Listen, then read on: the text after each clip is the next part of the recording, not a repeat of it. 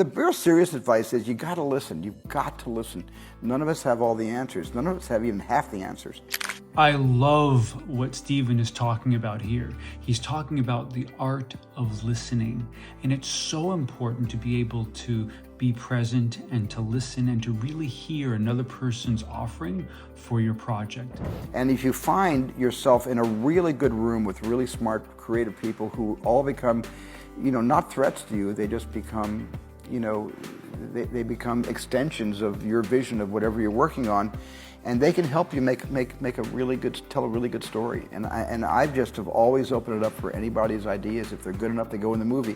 Now, it's one thing to be able to do this listening in front of a group of 5 or 6 people at a small rehearsal. It's a whole other level of listening to be able to be in a situation where you have a cast of 25 people, you have a crew of over 100, you're losing the light every minute the day is ticking by, the budget is going over, and you still have the capacity to be able to stop and listen and really hear someone who's offering you a gift that may really make a huge difference in your project.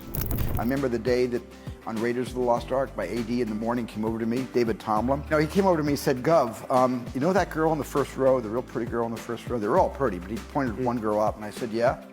He said, well, when Indiana Jones is upping the school teacher and he's teaching everybody about, these burrows, why don't you have her write on her eyelids, love you?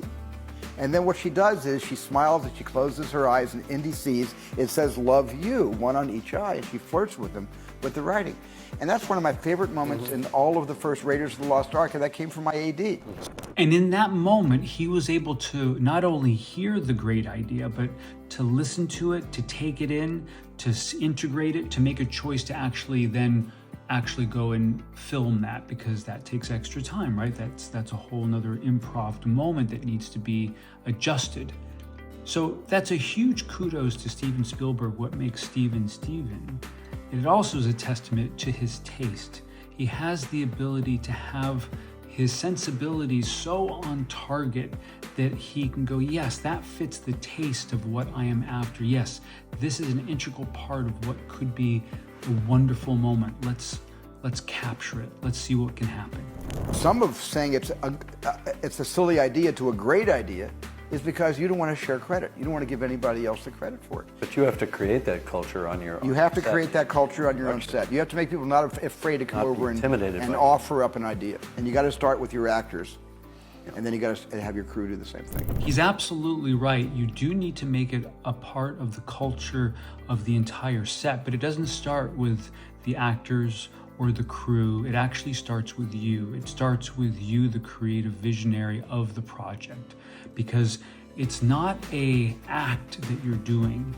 It's an atmosphere. It's a state of being. It's a space that you're opening up for people to step forward, and you're creating that feeling, you're creating that vibe in a day-to-day way so people can offer up their very best.